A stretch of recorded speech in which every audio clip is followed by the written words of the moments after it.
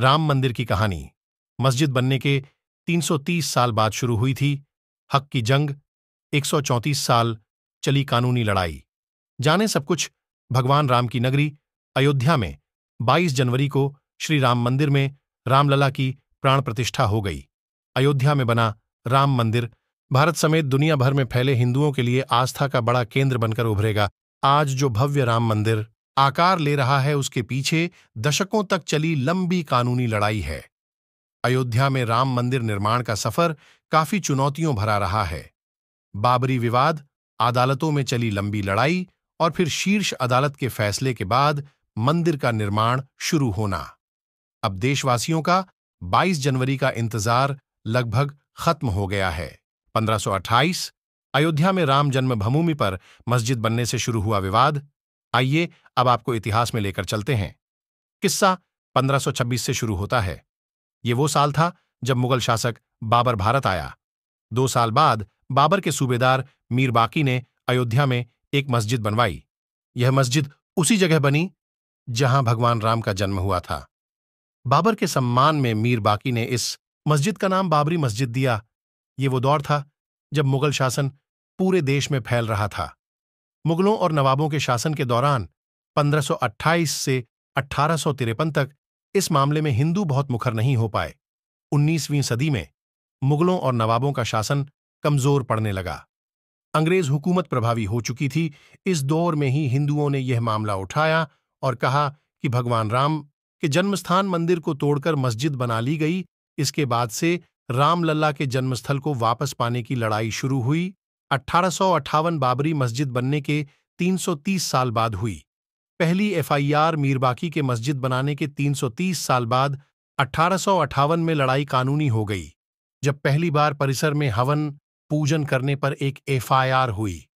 Ayodhya revisited किताब के मुताबिक 1 दिसंबर 1858 को अवध के थानेदार शीतल दुबे ने अपनी रिपोर्ट में बताया कि परिसर में चबूतरा बना है। ये पहला कानूनी दस्तावेज है जिसमें परिसर के अंदर राम के प्रतीक होने के प्रमाण हैं।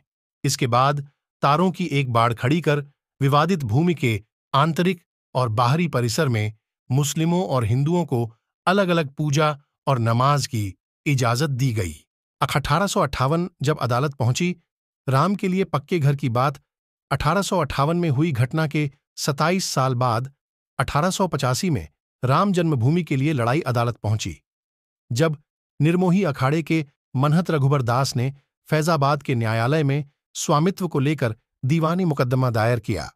दास ने बाबरी ढांचे के बाहरी आंगन में स्थित राम चबूतरे पर बने अस्थायी मंदिर को पक्का बनाने और छत डालने की मांग की। जज ने फैसला सुनाया कि वहां हिंदुओं को पूजा अर्चना का अधिकार है, लेकिन वे जिलाधिकारी के फैसले के खिलाफ मंदिर को पक्का बनाने और छत डालने की अनुमति नहीं दे सकते। 1949 मूर्तियों का प्रकटीकरण एक ओर जहां देशभर में अंग्रेजों के खिलाफ आंदोलन चलाकर आजादी लेने की मुहिम जारी रही, वहीं दूसरी ओर राम जन्मभूमि की लड़ाई भी जारी रही। देश के आजाद होने के 2 साल बाद 22 दिसंबर 1949 को ढांचे के भीतर गुंबद के नीचे मूर्तियों का प्रकटीकरण हुआ। 1950 आजादी के बाद पहला मुकदमा हिंदू महासभा के सदस्य गोपाल सिंह विशारद ने 16 जनवरी 1950 को सिविल जज फैजाबाद की अदालत में दायर किया। विशारद ने ढांचे के मुख्य गुंबद के नीचे स्थित भगवान की प्रतिमाओं की पूजा अर्चना की मांग की।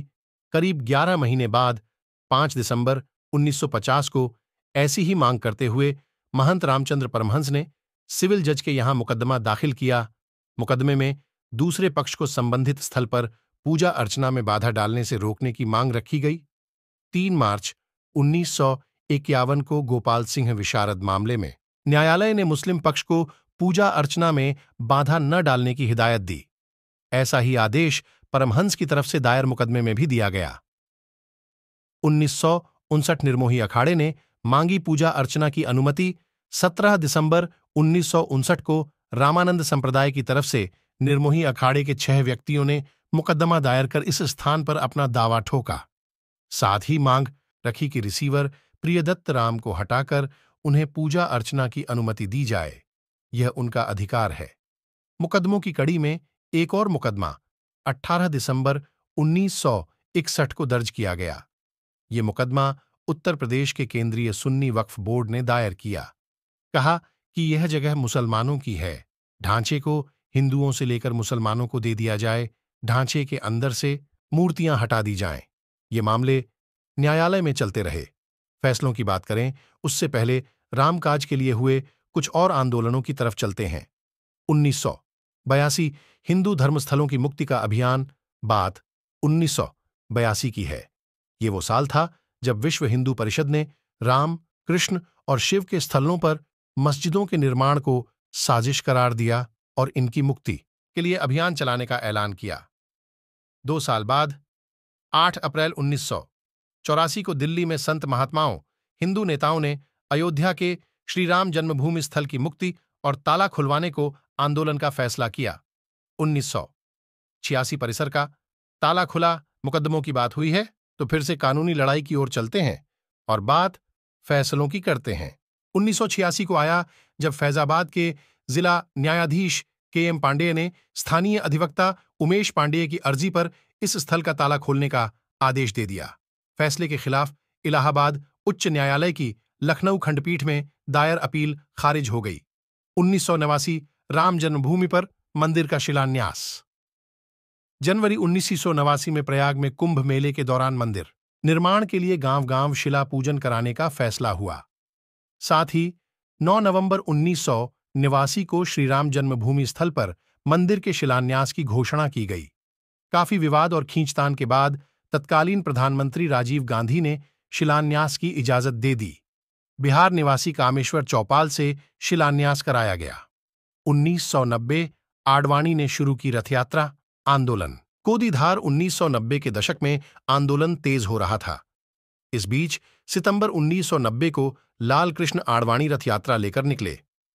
इस यात्रा ने राम जन्मभूमि आंदोलन को और धार दे दी।